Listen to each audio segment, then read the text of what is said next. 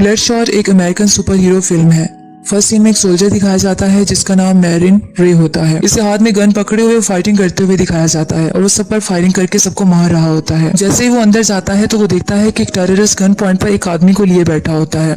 वो रे को देखकर कहता है कि अपनी गन को नीचे फेंक दो। उसके बाद रे कहता है कि तुम्हें क्या चाहिए, तो वो हेलीकॉप्टर की डिमांड करता है। इस पर रे कहता है अगर तुम्हें हेलीकॉप्टर चाहिए तो मुझे फोन करने दो। जैसे ही वो टेररिस्ट फोन की तरफ इशारा करता है तो मौका पाकर रे इस पर फायरिंग करके इसे मार देता है और वो आदमी जो गन पॉइंट पर था बच जाता है। नेक्स्ट सीन एविएंटो एयरबेस से शुरू होता है। बहुत से सोल्जर्स एयरक्राफ्ट और हेलीकॉप्टर से उतर रहे होते हैं, जहाँ मैरिन रे ऊंची आवाज में बोलता है कि कोई भी मिशन बहुत मुश्किल नहीं होता और ना ही कोई कुर्बानी बहुत अजीम होती है और सब ड्यूटी फर्स्ट की आवाज लगाते हैं। इसी तरह रे पास खड़ी अपनी वाइफ से मिलने चला जाता है। ये एक कामयाब रेस्क्यू ऑपरेशन होता है और ये अपनी वाइफ के साथ इटली में मुंबासा में चला जाता है जहां वो अपनी छुट्टियां गुजारते हैं। लेकिन अनलकीली वहां इनको किडनैप कर लिया जाता है मार्टिन एक्स की तरफ से। एक्चुअली मार्टिन एक्स मुंबासा की हॉस्टेज ऑपरेशन के बारे में मालूमात इकट्ठी करना चाहता है और वो इससे बहुत कुछ पूछता है, लेकिन रे कहता है कि तुम मुझसे कुछ भी नहीं पूछ सकते हो, लेकिन मैं इस बारे में कुछ नहीं जानता। इसके बाद रे अपनी वाइफ को कहता है कि सब कुछ ठीक हो जाएगा, लेकिन किडनैपर कहता है कि अब कुछ ठीक नहीं होगा। वो इसकी वाइफ का मर्डर कर देता है। रे बहुत स्ट्रेस में आ जाता है और चिल्ला कर कहता है कि मैं कसम खाता हूँ कि मैं तुमसे फाइट करूंगा और तुम्हारा खात्मा कर दूंगा। इस पर वो किडनैपर रे को भी मार देता है। अब नेक्स्ट सीन में रे ऐसी जगह पर होता है जहां इसको प्रॉपर्ली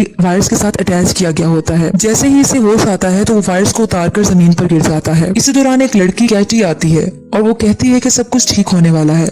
फिर एक नया किरदार डॉक्टर हार्टिंग सामने आता है जो कि रे को welcome to Rising Spirit Technology कहता है और बताता है कि मैं डॉक्टर हार्टिंग हूँ और कहता है कि तुम्हारा जाग जाना एक बहुत बड़ा फिनोमिना है। उसके बाद वो रे को बताता है कि यूएस मिलिट्री ने तुम्हारी बॉडी को हमें डोनेट कर दिया है और तुम मर गए थे। एक्चुअली डॉक्टर हार्टिंग इसको सुपर पावर के तौर पर इस्तेमाल करने के लिए लाता है और अपनी ऑर्गेनाइजेशन में इसको अपने हथियार के तौर पर बना लेता है। डॉक्टर हार्टिंग कहता है तुम पहले हो जिसको हमने कामयाबी से वापस लेकर आए हैं और बहुत ही खूबसूरती से ये हुआ है। तुम पहले हो जिसको सेकंड चांस मिला है। डॉक्टर हार्टिंग इस आदमी को बताता है कि हम यूएस मिलिट्री के लिए एक कीमती एसेट बिल्ड कर रहे हैं और हमारे पास एक्सपर्ट्स हैं जो कि सोल्जर्स को तेज और ज्यादा ताकतवर बना देंगे। फिर वो डॉक्टर हार्टिंग एक्सपेरिमेंट करता है। जैसे ही वो रे के हाथ पर जख्म लगाता है तो इसका जख्म बहुत जल्दी रिकवर हो जाता है। एक्चुअली ये बायोमैकेनिकल कंस्ट्रक्ट होता है जो कि बहुत तेजी से रिएक्ट किया जाता है। डॉक्टर हार्टिंग इसे बताता है कि ये टेक्नोलॉजी के जरिए बहुत से डैमेज टिश्यूज को फौरन ठीक कर लिया जाता है। इसके बाद कैटी कहती है कि तुम कौन हो ये तुम नहीं जान सकोगे क्योंकि तुम्हें क्लासिफाई कर लिया गया है। और डॉक्टर हार्टिंग कहता है वो तुम्हारा मासी था लेकिन ये तुम्हारा फ्यूचर है। फिर डॉक्टर हार्टिंग अपने बारे में बताता है कि मैं टेनिस प्लेयर था और चैंपियन था और 15 साल की उम्र में मुझे कैंसर हो गया था और मेरी बाजू को काट दिया गया। उसके बाद फिर वो अपनी बाजू रे को दिखाता है जो कि एक नई बाजू एक मैकेनिकल वे से लगा दी गई होती है और बहुत ताकतवर होती है। फिर इस तरह वो रे को ये भी बताता है कि अगर बहुत से सोल्जर्स अपनी बाजू खो देंगे तो हम उनके साथ एक नई बाजू लगा देंगे जो कि और ज्यादा ताकतवर होगी। इसके बाद वो अपने मुख्तलिफ पेशेंट से इसको मिलवाता है जिसमें जिमी भी होता है और बहुत सारे दूसरे भी पेशेंट्स होते हैं। इनमें से वो बताता है कि ये और ज्यादा ताकतवर हो गए हैं क्योंकि जिमी ने अपनी टांगे खो दी थी, उनको आर्टिफिशियल लेग्स लगा दी गई हैं। जबकि जो दूसरा इसका पार्टनर होता है वो अपनी आंखें खो देता है, जबकि वो कैमरास उसके ऊपर एडजस्ट कर दिए जाते हैं जिसकी वजह से इसका बिल्कुल जो एफिलिएशन होती है डायरेक्टली ऑप्टिक नर्व से मिल जाती है और वो हर चीज को देख सकता है। नेक्स्ट सीन में जब रे सोकर उठता है तो इसमें एक्स्ट्रा एनर्जी आ जाती है। वो पिलर को पंच करके बहुत ज्यादा पंच करता है लेकिन इसके हाथ को कोई नुकसान नहीं पहुंचता बल्कि पिलर टूट जाता है और वो हैवीएस्ट डंबल भी आसानी से उठा लेता है। फिर वो कैटी से मिलता है जो कि स्विमिंग कर रही होती है और कहता है कि ये नाइटमेयर है कि मेरे पास मेरी मेमोरीज नहीं है। फिर कैटी इसको ड्रिंक देती है। जैसे ही वो ड्रिंक पीता है तो इसके माइंड में फ्लैशबैक चलने लगता है और इसको इसकी वाइफ का मर्डर और इसकी वाइफ की सारी मेमोरीज आना शुरू हो जाती हैं। वो गुस्से से टेबल पर अपना हाथ मार देता है और फिर जल्दी से बाहर निकल जाता है अपना बैग लेकर। डॉक्टर हार्टिंग कैमरा के थ्रू सब कुछ देख रहा होता है और कहता है ये कहाँ जा रहा है। वो अपने असिस्टेंट को कहता है कि चैनल को जल्दी से ओपन कर दो। फिर वो रे से पूछता है कि तुम कहाँ जा रहे हो। रे कहता है तुम मुझसे किस तरह बात कर सकते हो। तो डॉक्टर हार्टिंग बताता है कि तुम्हारे अंदर बिलियन वायरलेस प्रोसेसेस चल रहे हैं और ये ब्रेन में तुम्हारे साथ ये वायरस जुड़ी हुई हैं। तुम्हें अब वापस लौट कर आना है। हम सिर्फ वो लोग हैं जिन्हें तुम जानते हो। इस पर रे कहता है कि मेरी बीवी थी जिसका मर्डर हो गया था, मुझे इसका कंफर्म करना है। उसके बाद डॉक्टर हार्टिंग पूछता है कि किसने किया है मर्डर। इसके बाद वो बताता है मार्टिन एक्स का नाम लिया जाता है। डॉक्टर हार्टिंग कहता है कि तुम्हें वापस आने का कहता हूँ क्योंकि तुम एक $multi-million प्रोडक्ट हो। लेकिन रे इसकी बात नहीं सुनता और पायलट की सीट पर बैठ के जहाज पे निकल जाता है। अब जिस लोकेशन को आइडेंटिफाई किया गया होता है वो कोलालमपुर की होती है जो बुदापेस्ट होती है। अब एक जगह दिखाई जाती है जहाँ मार्टिन एक्स को गाड़ियों में ले जाया जा रहा होता है। जब वो टनल से गुजरते हैं तो वहाँ की लाइट्स ऑफ हो जाती हैं और अचानक से एक ट्रक आकर वहाँ टकरा जाता है। अभी मार्टिन एक्स गाड़ी में बैठा होता है और पास बैठे दो आदमियों को कहता है कि मुझे बाहर जाने दो। इसी तरह वहाँ रे पहुंच जाता है और बहुत सारे लोगों से फायरिंग शुरू कर देता है। मार्टिन चिल्लाता है कि मुझे इस कार से बाहर निकालो। रे पर फायरिंग की जाती है लेकिन इस पर किसी चीज का कोई असर नहीं होता क्योंकि इसे सुपर ह्यूमन पावर बना दिया गया होता है। इसका सारा जमीन पर गिरा हुआ खून इसके अंदर चला जाता है और जल्दी इसकी रिकवरी हो जाती है। दूसरी तरफ आम बॉडी गार्ड्स और सब उस पे बॉम्ब से और गन से अटैक करते हैं लेकिन रे का कुछ नहीं बिगड़ता। आखिर वो मार्टिन एक्स की गाड़ी की तरफ बढ़ता है और इसका मर्डर कर देता है। अगले सीन में टकोल एयरफील्ड को दिखाया जाता है जहां रे अपनी जीप में वहां जाकर पहुंच जाता है। वहां साइंटिस्ट के पेशेंट जिमी, मार्कस एंड केटी उसका वेट कर रहे होते हैं और उसको दोबारा लेबोरेटरी में वापस लाया जाता है।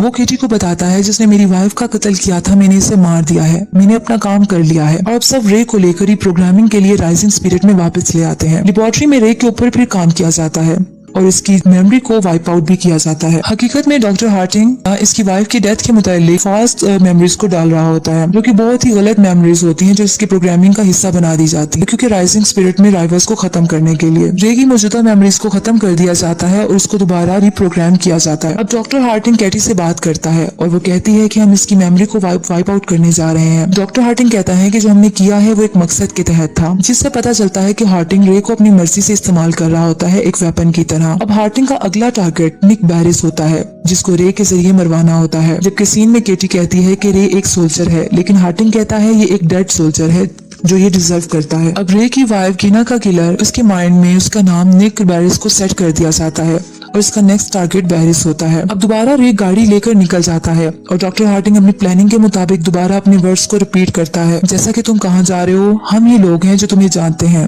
फिर पूछा जाता है तुम किसके पीछे जा रहे हो, लेकिन इस बार बताया जाता है कि निक बैरिस के पीछे जा रहा हूँ। अब रे एयरक्राफ्ट के जरिए ईस्ट सुसेक्स इंग्लैंड में पहुंच जाता है जहाँ बैरिस होता है। बैरिस अपने ऑफिस में काम कर रहा होता है। इसी दौरान इसका प्रोग्रामर विल्किंस एक केस लेकर आता है जिसमें EMP बॉम्ब होता है। इस पर डॉक्टर हार्डिंग अपनी कैमरा के थ्रू सब कुछ देख रहा होता है। ये सब पर अटैक करना शुरू कर देता है। थोड़ी देर में रे बैरिस के पास पहुंचता है और कहता है कि तुमने मेरी वाइफ का मर्डर किया है। इस पर बैरिस कहता है ये झूठ है जो तुम नहीं समझ रहे हो। रे जाने के लिए रे उसका मर्डर कर देता है और फिर बाहर चला जाता है और जाकर बेहोश हो जाता है। वो बेहोश हो जाता है तो उसको विगन्स जो उसका प्रोग्रामर था बैरिस का, वो उसको अंदर ले जाता है।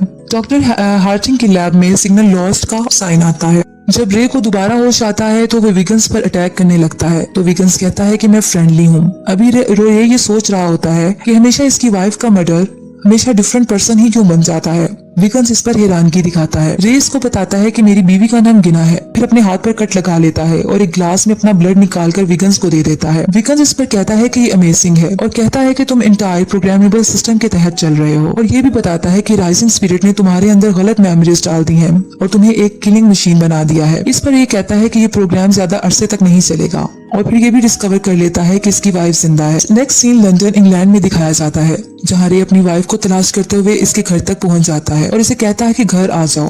इस पर गिना कहती है कि तुम्हें क्या हुआ है, ये तो सब कुछ सेटल हो गया था, अब मेरी एक फैमिली है। रे पूछता है कि आखिरी बार हम कब मिले थे, जिस पर इसकी वाइफ बताती है कि 5 साल पहले।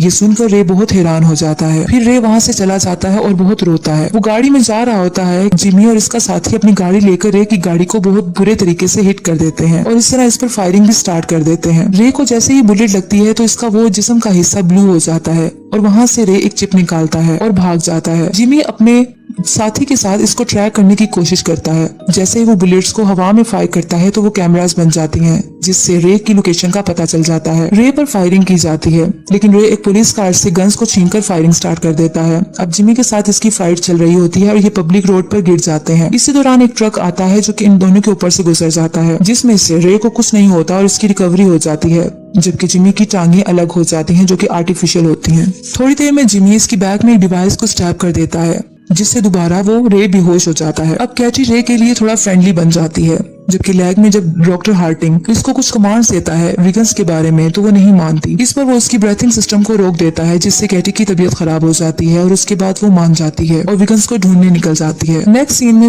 कैटी सोहो लंदन में होती है और वहाँ पहुंच जाती है जहाँ विगन्स होता है। वो स्मोकिंग के लिए विगन्स से लाइटर मांगती है और जैसे ही स्मोकिंग स्टार्ट करती है तो उसका स्मोक विगन्स के अंदर जाता है और वो बेहोश हो जाता है और इस तरह इसके साथियों से इसके बॉडीगार्ड से लड़ाई कर उनको मार देती है। अब रे को जब होश आता है तो डॉक्टर हार्टिंग के पास होता है। रे कहता है कि तुमने मुझे इस्तेमाल किया और मुझसे कत्ल करवाए। तुमने मेरी बीवी का भी मर्डर को जाहिर करने की कोशिश की। डॉक्टर हार्टिंग कहता है कि रिवेंज एक ऐसी चीज है जो तुम्हारी तरह आदमियों को एक्सेप्शनल बना देती है। रे कहता है कि तुम जैसे लोग मेरे जैसे लोगों को सिर्फ तोड़ कर रख देते हैं, लेकिन तुम हमें कंट्रोल नहीं कर सकते और ऐसा होना होगा भी नहीं। अचानक से डॉक्टर हार्टिंग इसके पहले वाली कंडीशन में लाकर सेंसलेस कर देता है। एक तरफ डॉक्टर हार्टिंग रे पर अपनी प्रोग्रामिंग कर रहा होता है, जबकि दूसरी तरफ विगन्स अपनी प्रोग्रामिंग स्टार्ट कर देता है। केटी रे की मदद करने की कोशिश करती है और रे को बचाने की भी, ताकि वो रे को अब उसकी जिंदगी को बचा सके और उसको सही जगह पर ला सके। अब डॉक्टर हार्टिंग केटी की प्लानिंग जानने के बाद इसके ब्रीथिंग सिस्टम को दोबारा रोकने की कोशिश करते हैं, लेकिन एक्सेस डिनाई हो जाती है। एक तरफ जिमी भी अपनी फुली आर्म्ड हो जाता है और रे से फाइट करने के लिए निकल आता है। अब रे को विगन्स कंट्रोल करता है